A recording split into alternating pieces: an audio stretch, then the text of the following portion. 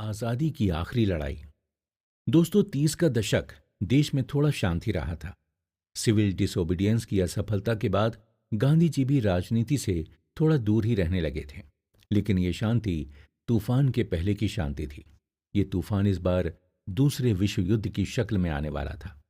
आप सुन रहे हैं शेखर बंदोपाध्याय की लिखी from Plassey to partition and after की बुक समरी।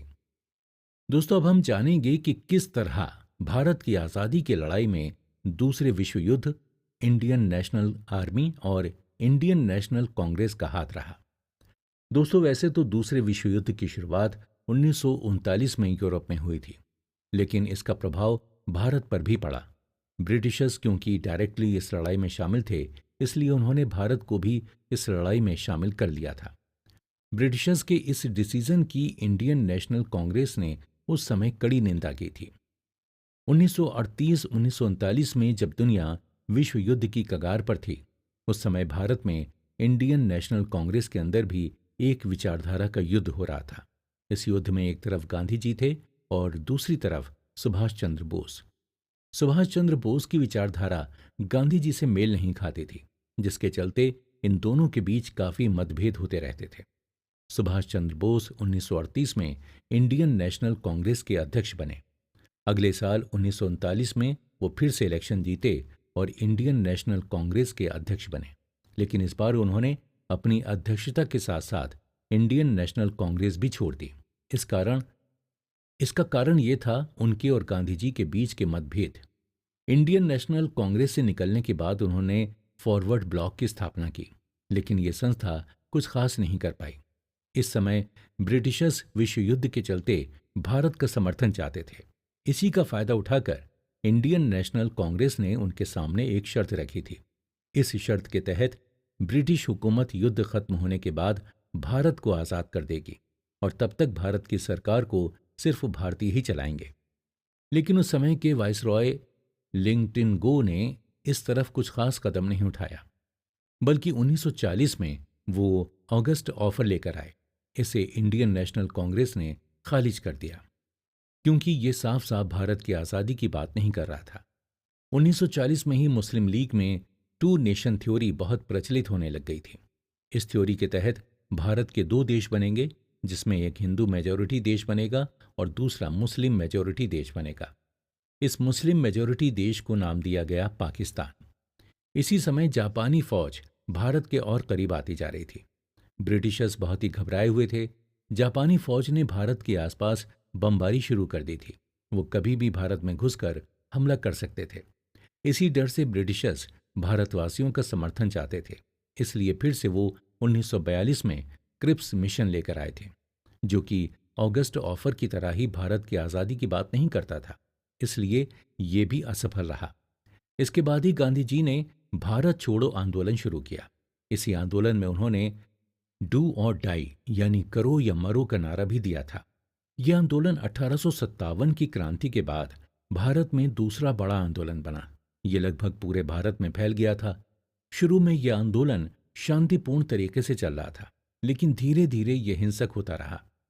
वैसे तो यह आंदोलन पूरे देश में चल रहा था, लेकिन कुछ प्रांतों और कुछ संस्थाओं ने इस आंदोलन को कोई समर्थन नहीं दिया। इनमें मुस्लिम लीग, हिंदू महासभा और कम्युनिस्ट पार्टी जैसी संस्थाएं शामिल थीं। इसी समय जापानी फौज के समर्थन से कैप्टन मोहन सिंह ने इंडियन नेशनल आर्मी बनाई, जिसका नेतृत्व पहले रासबिहारी बोस के पास था और उनके बाद ये सुभाष चंद्र बोस के पास आ गया।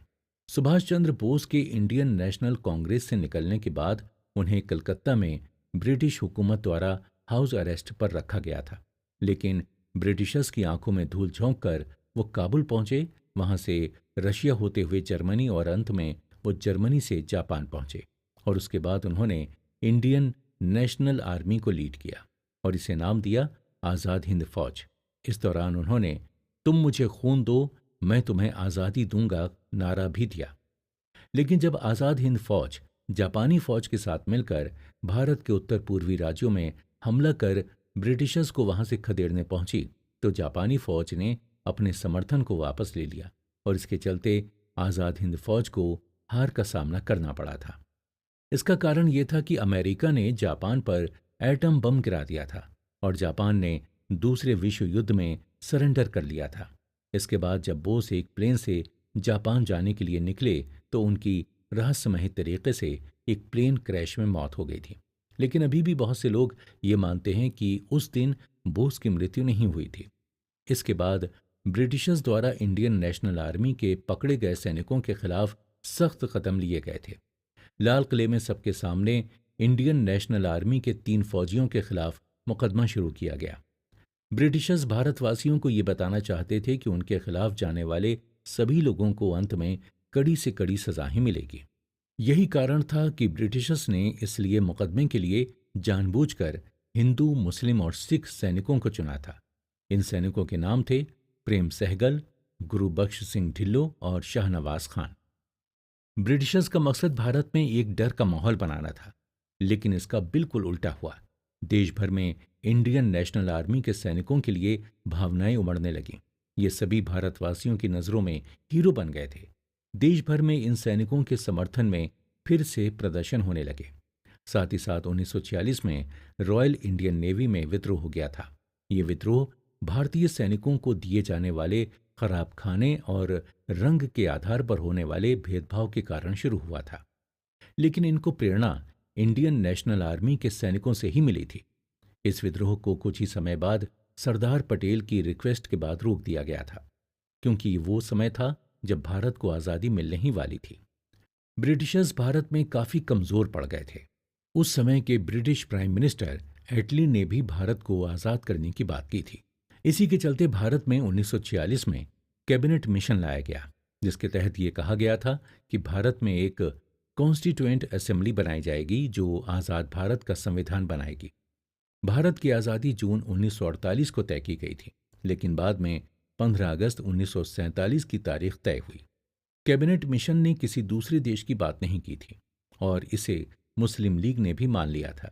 लेकिन कुछ समय के बाद मुस्लिम लीग एक अलग देश यानी पाकिस्तान की मांग करने लगी, जिसे पहले तो ब्रिटिशर्स और इंडियन नेशनल कांग्रेस द्वारा बिल्कुल ही नकार दिया गया था। इसके विद्रोह में मुस्लिम लीग डायरेक्ट एक्शन प्लान लेकर आई। इसके बाद भारत में काफ़ी हिंसक प्रदर्शन होने लगे। यह हिंसा मुस्लिम लीग द्वारा हिंदुओं के खिलाफ थी। मुस्लिम लीग को टक्कर देने के लिए हिंदू महासभा ने भी हिंदू राष्ट्र का नारा दिया था।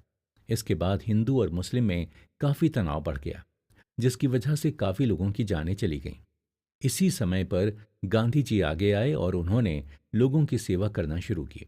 साथ ही साथ वो लोगों को हिंसा का रास्ता अपनाने से रोकने के लिए देश भर में गए। लेकिन गांधी जी की इतनी मेहनत के बाद भी इन दंगों में कोई गिरावट नहीं आई। अंत में इन दंगों को रोकने के लिए मुस्लिम लीग की पाकिस्तान की मांग को मानना ही पड़ा। इस तरह 1947 में भारत के 2 टुकड़े हो गए। इसके बाद एक रेड क्लिफ कमीशन बैठाया गया, जिसका काम भारत और पाकिस्तान की सरहद बनाना था। उस समय पाकिस्तान 2 हिस्सों में बटा हुआ था, ईस्ट पाकिस्तान और वेस्ट पाकिस्तान। यही ईस्ट पाकिस्तान 1971 में पाकिस्तान से अलग होकर बांग्लादेश बन गया। 1947 में भारत में 600 के करीब प्रिंसली स्टेट्स थे। इन प्रिंसली स्टेट्स को एक बनाकर भारत में मिलाने का काम किया सरदार वल्लभ भाई पटेल ने। लेकिन 3 ऐसे स्टेट्स थे जहां पर कुछ दिक्कतें आईं। ये 3 स्टेट्स थे जूनागढ़, हैदराबाद और कश्मीर। पार्टीशन के बाद होने वाली कई समस्याओं में से ये एक समस्या थी। पार्टीशन के बाद सबसे बड़ी समस्या थी रिफ्यूजीज की। भारी मात्रा में लोग भारत से पाकिस्तान और पाकिस्तान से भारत आ रहे थे। इन्हीं समस्याओं के बारे में हम आगे आने वाले एपिसोड्स में बात करेंगे। तो आप बने रहिए हमारे साथ और सुनते रहिए कुकू एफएम, सुने जो मन चाहे।